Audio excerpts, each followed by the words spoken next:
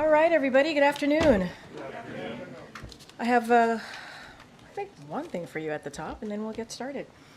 So before we get started, I wanted to preview what to expect tomorrow night with President Biden delivers his third State of the Union. You will hear the president lay out the historic achievements he has delivered on for the American people and his vision for the future. Looking at what President Biden faced when he came into office and where we are now, it is clear he's gotten more done in the first 3 years than most presidents have accomplished in 2 terms.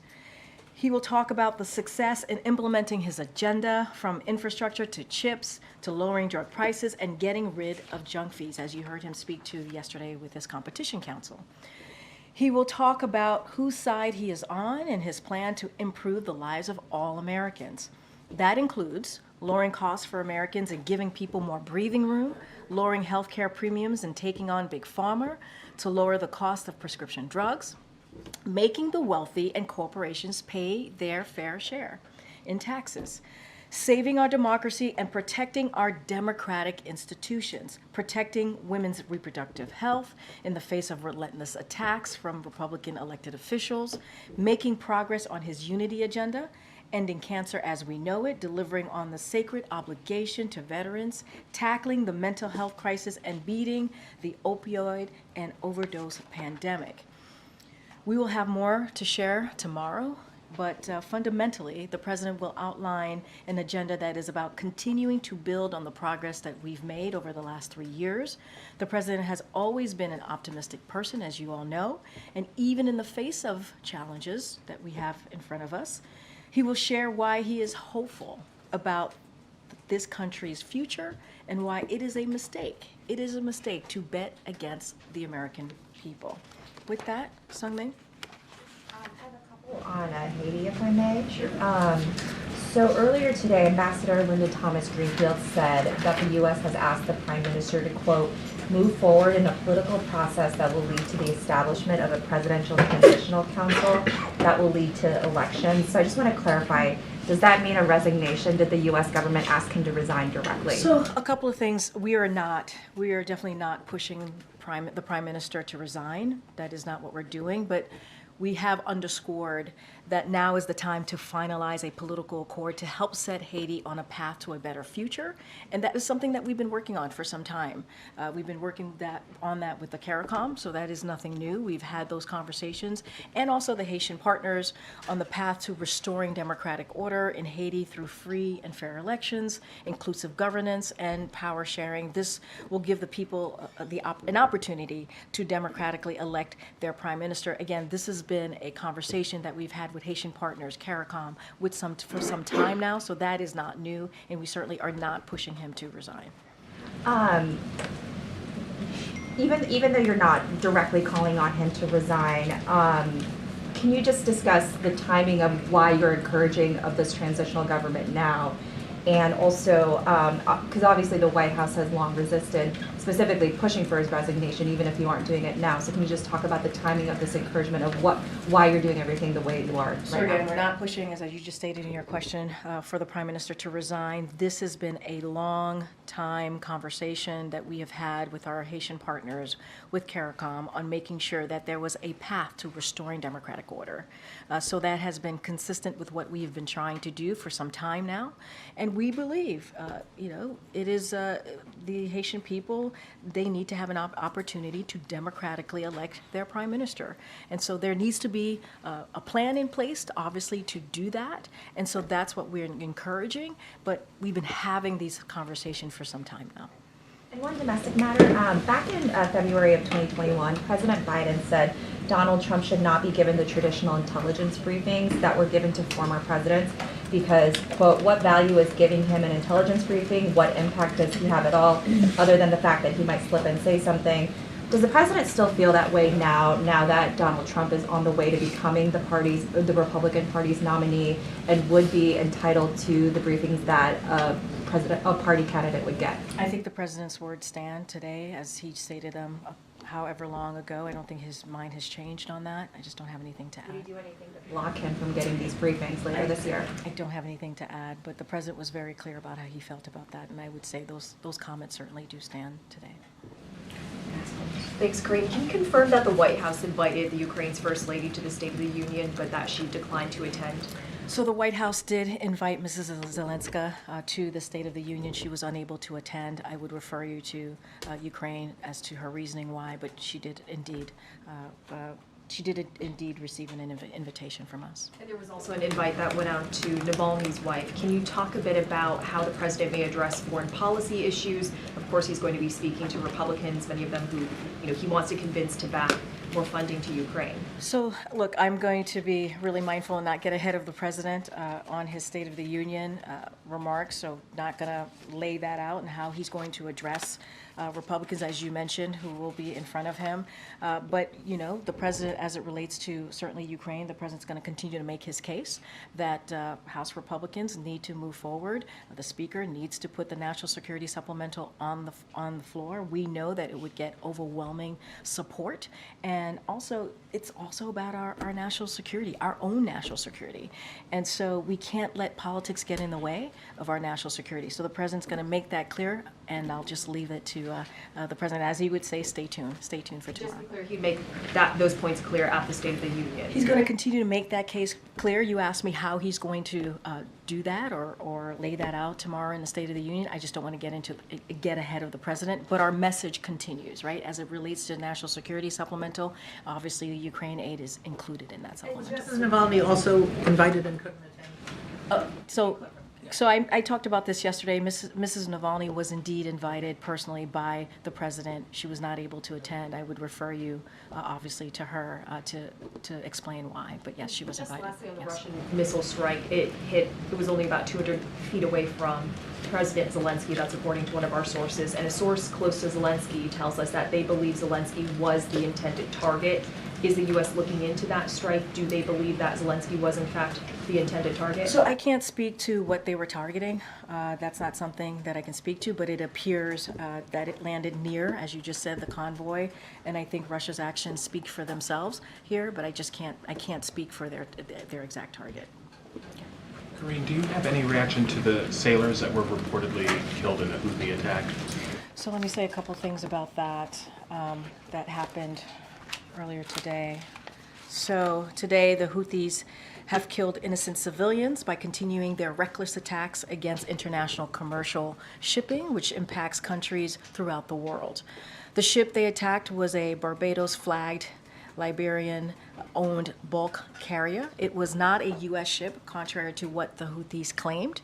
These reckless attacks by the Iran-backed Houthis have not only disrupted global trade and commerce, but also taken the lives of international seafarers simply doing their jobs. We offer our condolences, obviously, to the families of those who lost their lives and again condemn the Houthis for these attacks. And we will call on governments around the world to do the same and join us in bringing to a halt these appalling attacks. Thanks. And then one more on Haiti. We understand that the Prime Minister, Henri, is located in the United States right now in Puerto Rico. Could you talk a little bit about what his status is there and what the United States is doing as far as his travel logistics? So I go? cannot speak to the Prime Minister's travel. He would have to speak to it himself. I just cannot speak to that. Okay. And then should we expect any policy, like detailed policy rollout associated with State of the Union tomorrow? I don't have anything to share at this time. The president, I'm not going to get ahead of the president, certainly, as he would say, stay tuned, stay tuned. Okay. Karine, did the president have any reaction to Dean Phillips suspending his presidential campaign? I don't have any reaction. I would have to refer you to the campaign on that specific. Can you tell us generally whether you know if the president thinks there's, legitimacy behind some of the main reasons that Phillips decided to run for president? Concerns about the president's age, concerns that he is a vulnerable general election candidate. Is that something you've ever spoken to him about? So I'm going to be really careful. We're talking about an upcoming election, and obviously in November, so going to be really mindful. Look, this is why I think the State of the Union is going to be really important. The president's going to lay out what he has done the last 3 years, the successes that he's had, historic successes that he's had. He's going to speak to how he sees the future for this country on behalf of the American people. And I think that's going to be important. And I would say this as it relates to part of your question.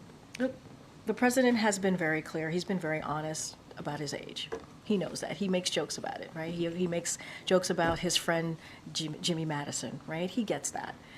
But this is also a president that has gotten done more in the last 3 years than most presidents have in their 2 terms of presidency. And that is what we've seen from the data.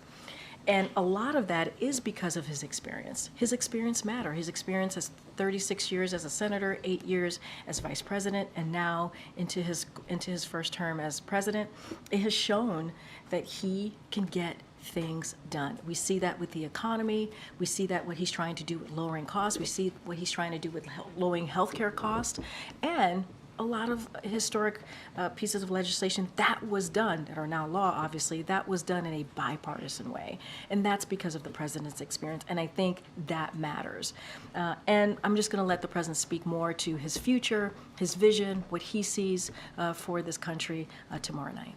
Just a quick question on State of the Union. You know, there was obviously a universe where a ceasefire and hostages deal was reached before the State of the Union. It seems increasingly clear that that's not going to happen in the next 36 hours. So given that, can you give us a little bit of insight into how the president has been working to draft a speech that addresses and speaks to just the anger and frustration that a lot of people are feeling about the fact that he is not willing so far to call for a permanent ceasefire?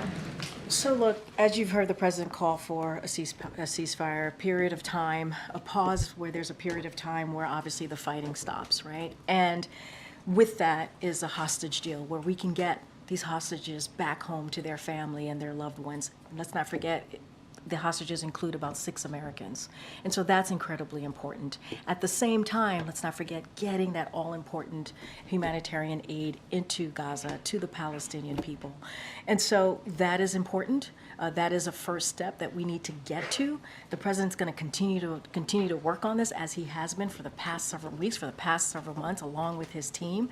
So we are steadfast, focused on that. That is not going to change just because there's a State of the Union tomorrow. And so the president is going to be optimistic. He is.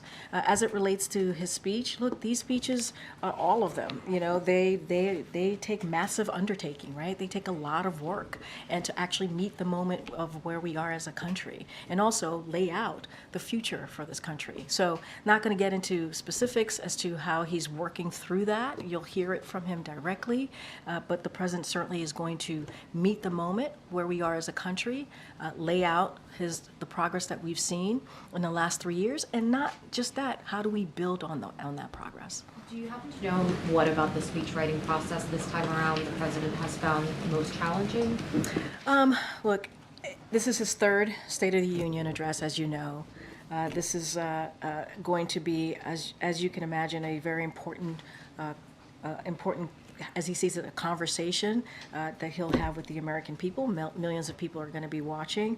And so it's not just about the people who are, the elected officials who are in front of him. And so, you know, I would say this. I would say this is certainly a continuation of those conversations that he has with the American people when he goes out, and travels on the road, right? He hears directly from them. He hears what they are dealing with. He deals with what their family is dealing with. And so it's built on that. It's built on those conversations, that experience that he has, and knowing and having his finger on the pulse, certainly, about what the American people have been going through these past 3 years.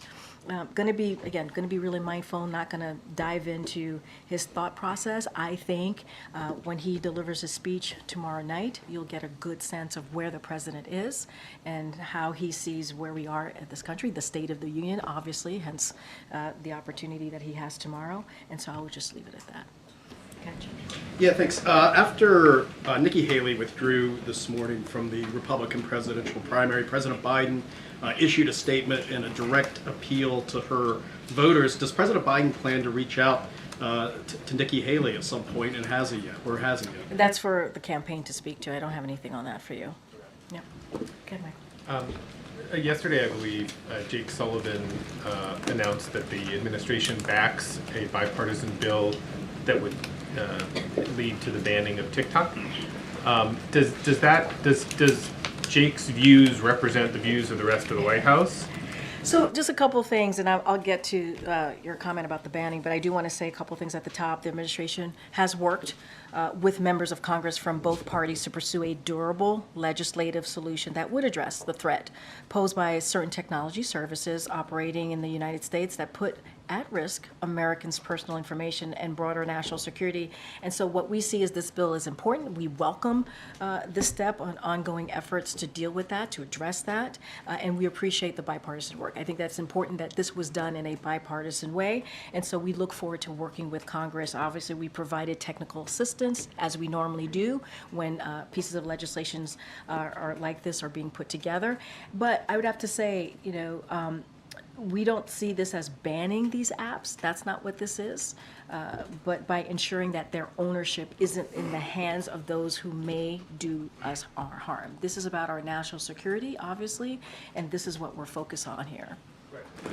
And the president would sign the bill, though. I mean, the bill explicitly gives the administration the authority to ban the apps if those ownership questions aren't resolved, and the president would sign it, right? So we welcome the bill. We obviously are working with them, and we think. Jake's words were to quickly act, urging Congress to act quickly to Yeah. send it to the president's And desk. that's what I was going to say. We welcome it. Obviously, we've been working with them on it, and we would want to see this bill get done so it can get to the president's desk. Just final question, is the president planning on talking to TikTok influencers on Friday after the State of the Union about his speech? That's a good question. I don't have anything for you on that, on his schedule for tomorrow. Once we do, we certainly will share that.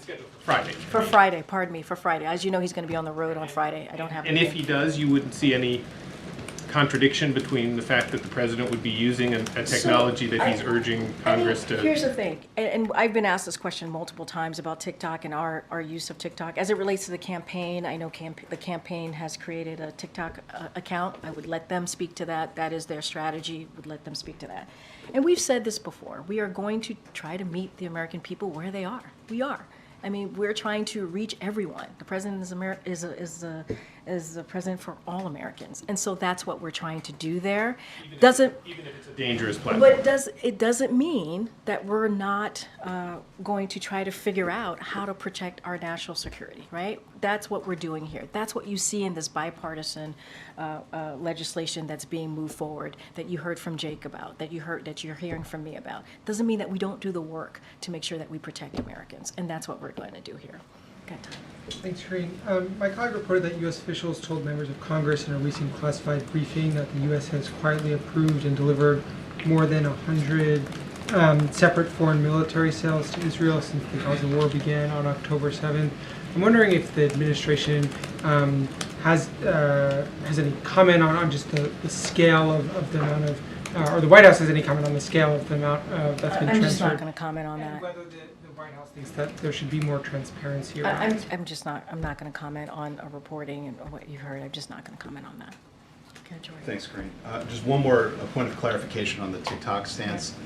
Are you saying that President Biden would sign the bill in its current form? Because the NSC statement said that you wanted to work with members of Congress to put it on stronger legal footing. So it sounds like he would not sign it in its current form. We would need it to be worked on, right? As we have stated, we welcome the steps that they've taken. Obviously, it still needs some work. Obviously, we're providing technical support. And once it gets to a place where we think, to your point, it's on legal standing and it's in a place where it can get out of Congress, then the president would sign it. But we need to continue to work on it, obviously. One more on the Houthi attack. Can you say if the U.S. is readjusting its military strategy against Houthis in response to this deadly incident? Is the U.S. going to step up attacks on Houthi positions in Yemen in response? So look, the U.S. obviously is going to continue to take action, and we believe that, and I'm not going to get into national security here, we believe that we have been able to degrade their capabilities in the actions that we've taken over the past several weeks, several months, and so that's been very clear in our assessment. But this is not just our problem. Obviously, this is an international one. So we are working in a multinational coalition to deal with what we're seeing currently by the Houthis. And so, look, this is something that we're going to continue to do. We're going to continue to take action, and that's what you have seen this administration do over the past several weeks. Okay. Continuing on the Houthis, why is the U.S. Navy having so little effect on stopping these kinds of attacks from happening?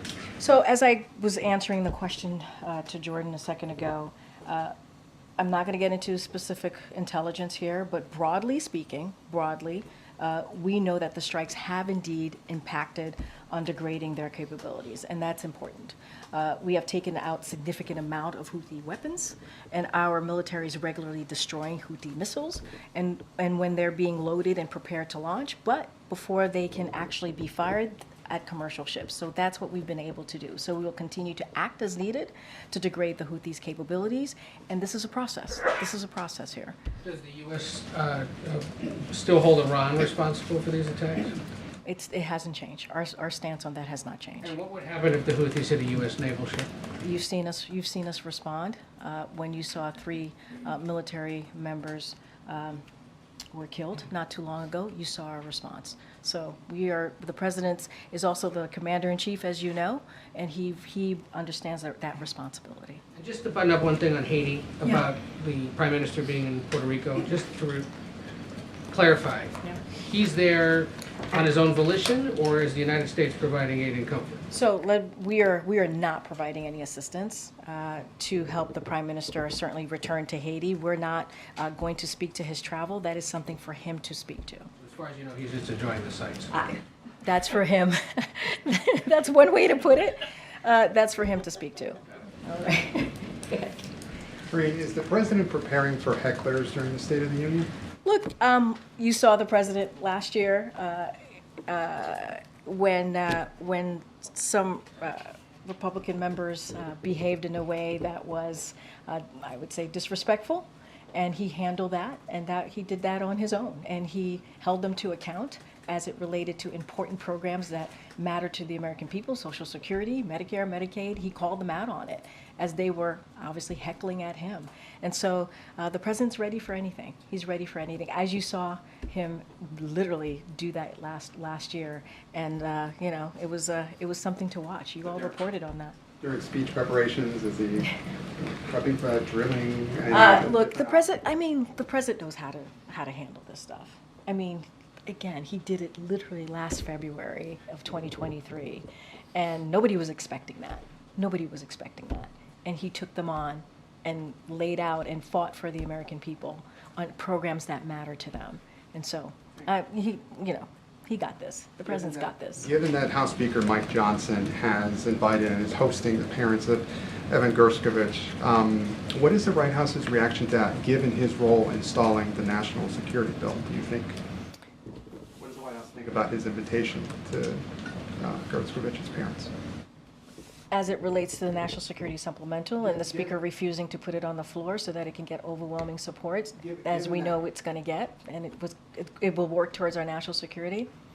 Right, it will protect the American people, national security. That's how we feel. The Speaker should actually put the bill on the floor that we know Republicans are going to vote for it. Obviously, Democrats are going to vote for it. Overwhelming support. If he cares about our national security and put politics aside, he should do that. I ask because the White House has said before that the Speaker, by stalling the national security bill, he's giving aid to Russia, and now he's invited. I mean, that still stands. I mean, I was just asked by one of your colleagues about the convoy, right, where President Zelensky was and the attack that happened near his convoy. We know what Russia is up to.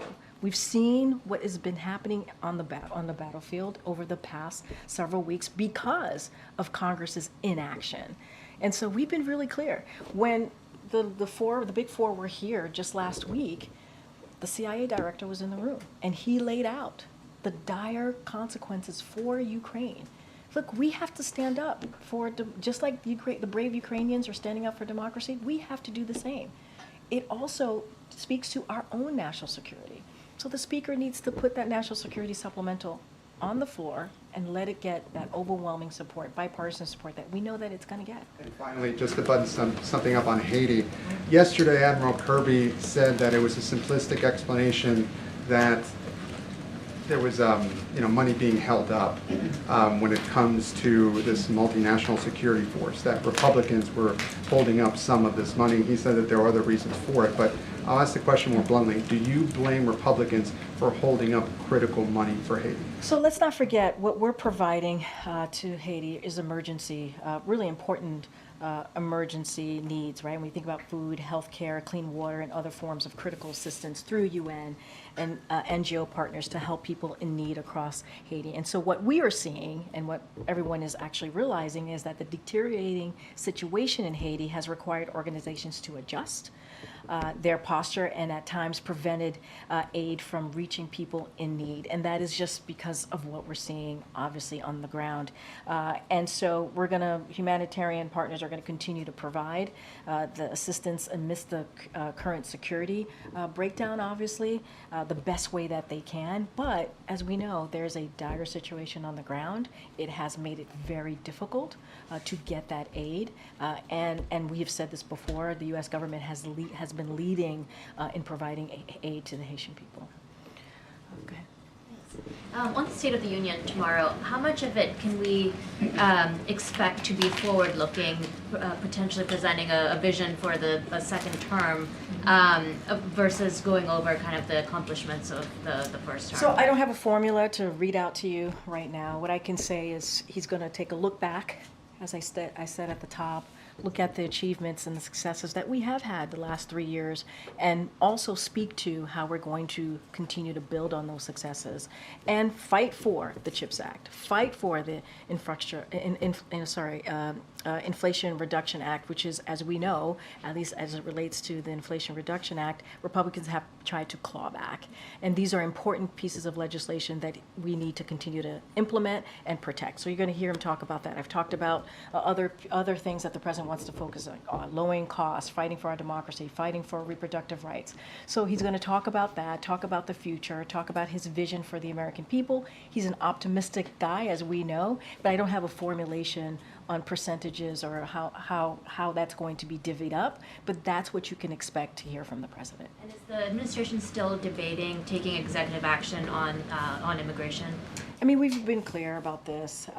The bottom line is the best way to have moved forward on dealing with immigration, dealing with the border challenges that we're seeing, was for Republicans to have gotten out of the way, not let the former president tell them what to do, and actually move forward with a bipartisan proposal that came out of the Senate.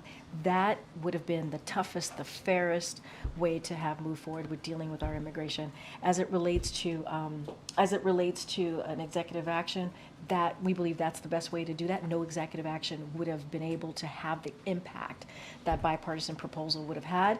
We're always going to look at and evaluate everything, but we just have not made a decision on that. Is there a timeline for when that decision will be made? Don't have a timeline for you. Again, the best way to move forward to deal with this broken immigration system that has been broken for decades, the best way to move forward with the challenges at the border is to get this bipartisan proposal moved forward. Go ahead, Nadia. Thank you, Karine. Since you don't have a comment on the Washington Post story, I hope you have an answer for my question. A group of House Democrats sent a letter to the president saying basically that an Israeli invasion of Rafah will be in violation of U.S. law and international law when it comes to weapon sales to Israel. So do you think that Israel has been abiding by the U.S. law despite the fact that 70% of the people being killed are women and children? So I've heard about the reporting of the letter, so I don't want to, I haven't seen the letter, so I can't speak specifically to it.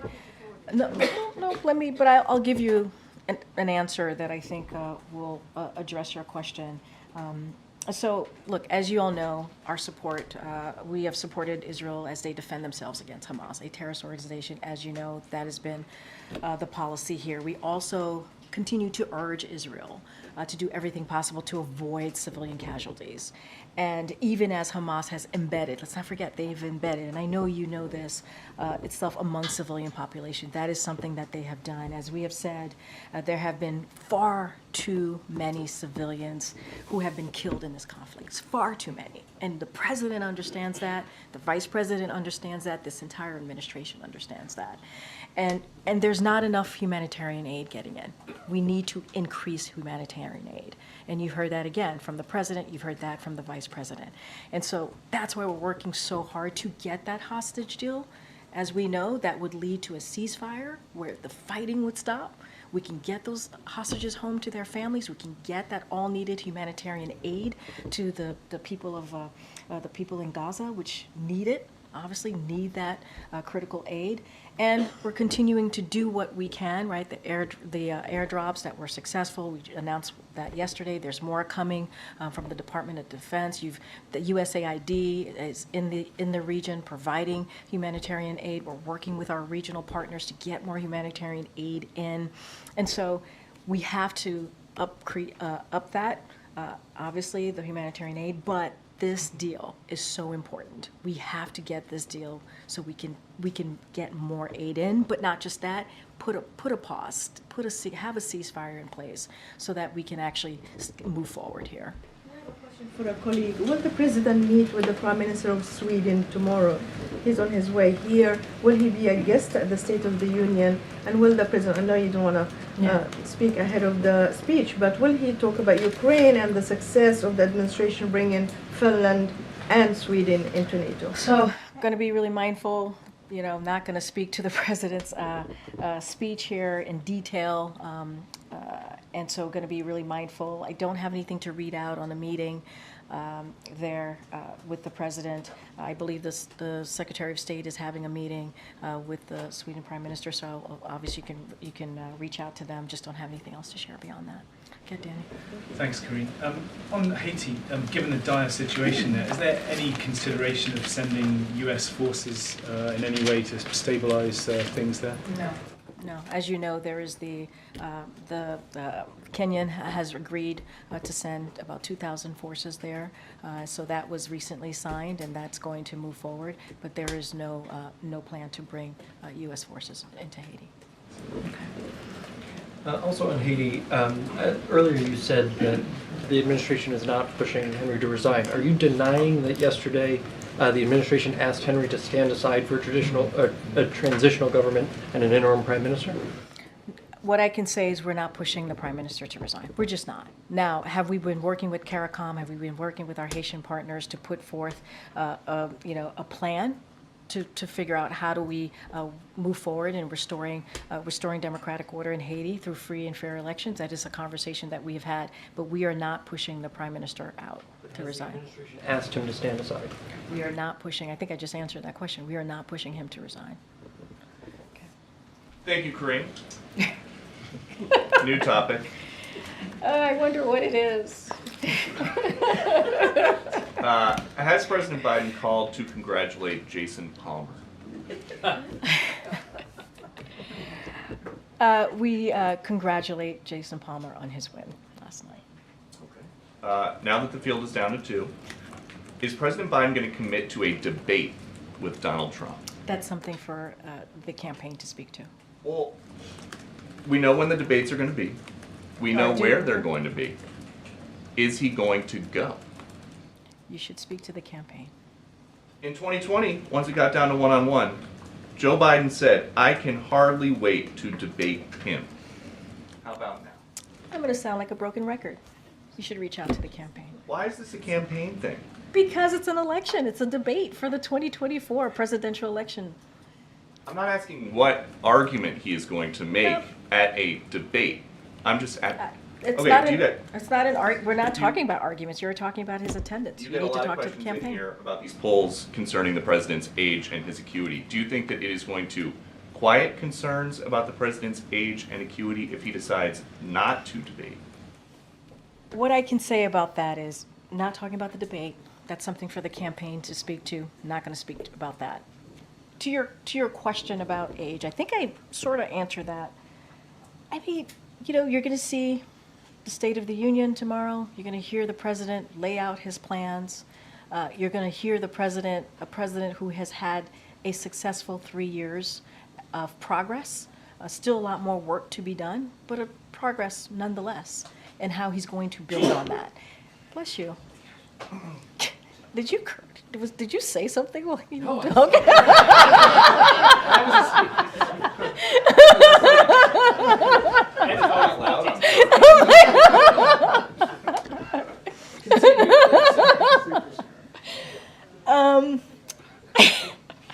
Some fun here on Wednesday afternoon, but he wouldn't have been able to get. It's all seriousness. You know, you saw the graphics behind me. You saw what the president has been able to do. 14.8 million jobs, unemployment under 4%, continuing to find ways to lower costs. We saw that when he made the announcement on junk fees.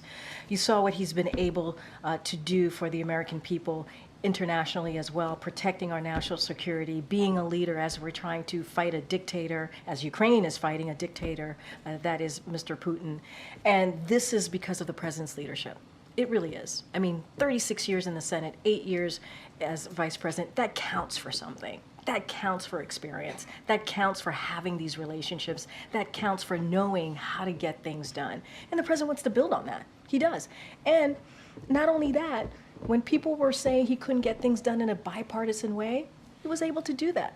Infrastructure, it was a punchline in the last administration. It was a joke. Now we actually have an infrastructure decade. You think about what we've been able to do for our veterans in the PACT Act, really help our veterans. You think about the Chips and Science Act, which is bringing home manufacturing. 800,000 jobs have been created. This is what the president's been able to do.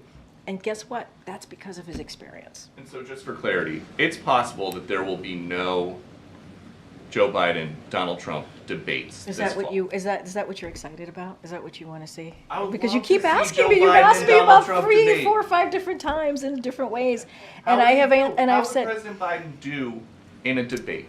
I'm not asking a question about a specific debate. I'm just asking how would he do in a debate? Can I just know say it's been 4 something? years since You he's done. literally saw just last year, back in January 2023, at the last State of the Union, take on Republicans during giving a major speech. He took them on.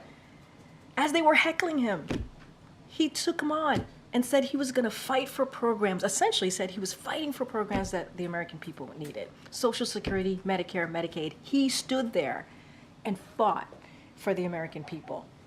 I mean, that was pretty impressive. Some of you all reported on that. Okay, I'm going to keep going. Go ahead, Phil, in the back. Thank you. Victoria Nuland, the third highest ranking U.S. diplomat who's had a hand in the future of Ukraine for some time, announced that she plans to step down. How did the president react to news of that resignation, and does he believe that she was successful during her tenure there? So I have not spoken to the president about this, so I can't give you an answer directly from the president. And so I'm just going to leave that there. Obviously, it's an important position. We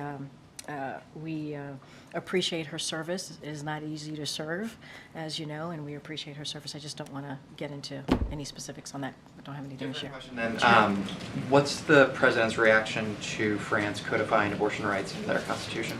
So we appreciate countries taking a step forward to protect the right for women to make very difficult decisions on their health care. We appreciate that. I think that's a good thing to see. And as it relates to here in this country, the president's going to talk about reproductive rights and fighting for that.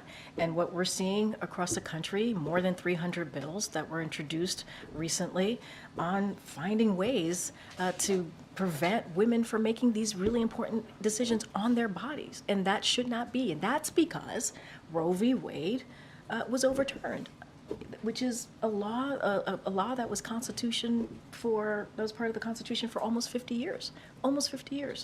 And that was taken away. We see Republicans putting forth 3 national bans against abortion.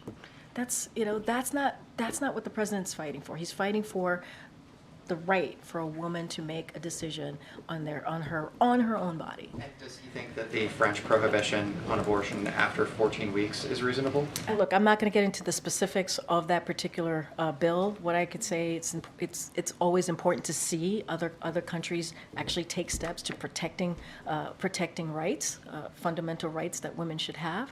But I'm not going to get into the specifics of the bill. Go ahead, Karen. Ms. Karine, can you give us some insight into the President's State of the Union prep sessions at Camp David? Who was he working with on the speech, and what does he do? I mean, is he writing lines, or is he editing what's given to him? What's that process like for him? So look, as it relates to Camp David, obviously the president was at Camp David over the weekend. He worked on his speech, on the State of the Union speech, with his senior staff, which included Bruce Reed, Anita Dunn, Steve Ricchetti, and Vinay Reddy.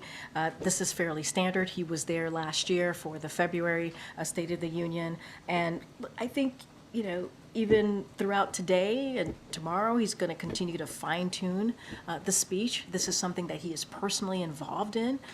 This is something that comes straight from having conversations with the American people, as he's had over the past year, leading to this, certainly leading to the process.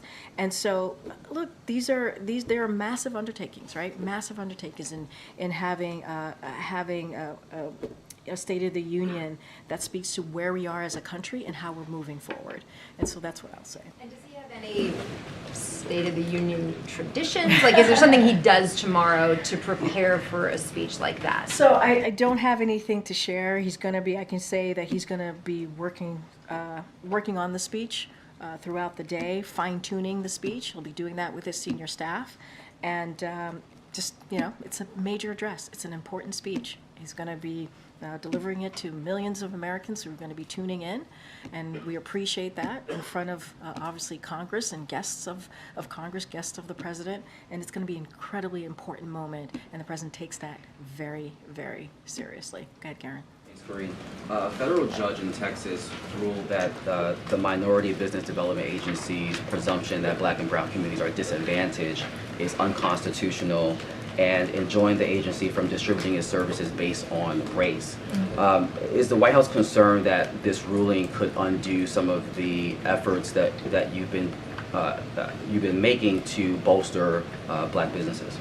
So look, I'm going to refer you to the DOJ for specific questions about this particular ruling, but what I can say that the president is very proud of the bipartisan infrastructure law that made the MBDA a permanent part of the federal government. He's very proud of that. It's important.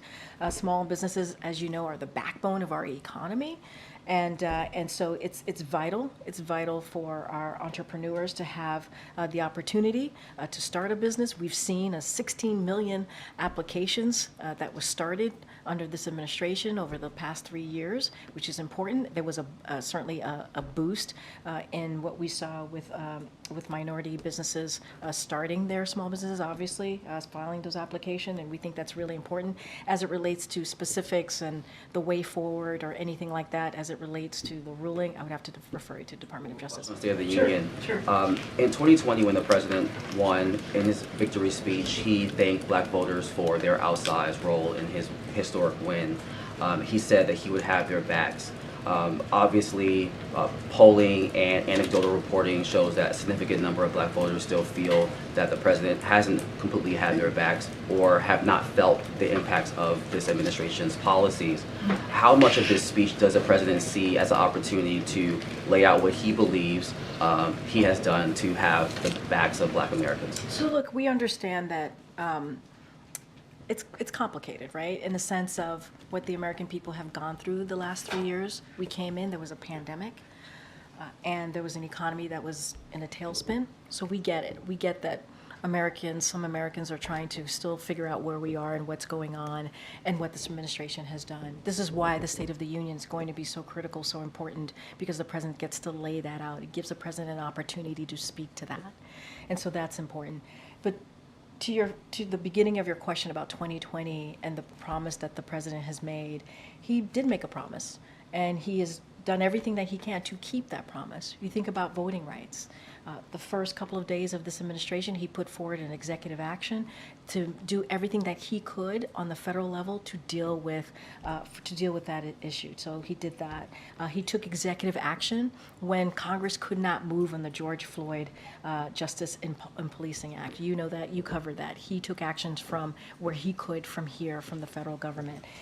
And so, look, there are other ways that he has taken action, obviously, to make sure that communities that have felt that felt left behind are not left behind. And you see that in for example, every economic policy that he's moved forward with, whether it's the bipartisan infrastructure legislation, whether it's the Inflation Reduction Act that really deals with making sure that Medicare has the ability to fight Big Pharma, right? So that many people in the community who've been paying hundreds of dollars for insulin, for example, now seniors are capped by $35. These things matter. These things add up. These things are important. And so he takes that very seriously. When he walked into the administration, unemployment for the Black community, for example, was at over 9%. Now it's at 5%.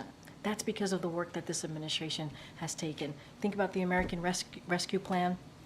The child tax credit really cut child poverty in the community by half. That's because, obviously, the work that this president has done. That piece of legislation, only Democrats voted for it. So the president's taken action. We understand that it's complicated.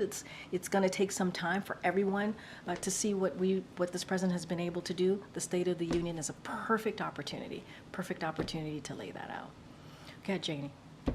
Thank you very much. I have a question about China. The President Biden signed an order of action which prohibits enemies from stealing American personal or government information. And there is a list of 6 countries, including China and North Korea. My question is, how is the investigation into the Confucius Institute, which is acting as China's intelligence agency, processing in the United States? So say that one. So the president signed. Say that one more time. The president signed the order of action for the enemies, steal the enemies' U.S. informations. But there is a list of 6 countries, including China and North Korea, whatever, Iran, or 6 countries. Yeah. So how is the investigation into the Confucius Institute, which is acting as China's intelligence agency, processing in the United States and all of the world, and Korea also too? Yeah, that's something, as it relates to any investigation, that's something that the Department of Justice could go into. I'm not going to go into it from here. Okay. Thank you. All right, no problem. Go ahead, Andrew. Thank you. When the president speaks tomorrow night, you said he's going to talk about his efforts to bolster democracy. Is he going to have a message for people viewing this in other countries and in U.S. allies? Because I'm looking at some polling data from the UK. It says that 48% of British adults see the West's response to Putin and Russia getting worse if the president loses re-election. Over half, 52%, say that if the president loses re-election, the West's approach to climate change would worsen. Is he going to try and reassure people around the world that democracy is strong and project strength that he can win the election? So, going to be careful because you're asking me this question as it relates to the election, and upcoming election is going to be super. No, wait. Every time I say that, everyone gets a little upset that I say that. But I'm going to try and answer your question. But I just have to be super mindful here. I mean, that's just how it works here. I'm a federal employee. There's something called the Hatch Act. Got to be mindful. And so, look, I talked about how the president's going to mention the National Security Supplemental and how important it is, as certainly because we've seen what's going on in Ukraine, right? And one of the things that we know and we believe, and this is something that I had mentioned that the CIA director shared with the Big Four, is that we see that Ukraine is losing ground on in the battlefield right now, and we believe it's because of Congress's inaction. right? And so it does matter. It does matter if we take action or not. It does matter that if we get this national security supplemental done or not. It does. Other countries look at what we're doing. The president has led the way in bringing NATO together, led the way in bringing other countries, 50 countries plus, together on making sure that the brave people of Ukraine have what they need, the security assistance that they need to fight against Russia's aggression. So yeah, it does matter. It does matter how we move forward. I'm not going to get specifics into the president's speech. I think that's important. I got to let the president speak to that. You heard me at the top talk about the importance of democracy, talking about unifying the American people. The president thinks that's really important. Protecting our fundamental freedoms and our democracy itself is incredibly important.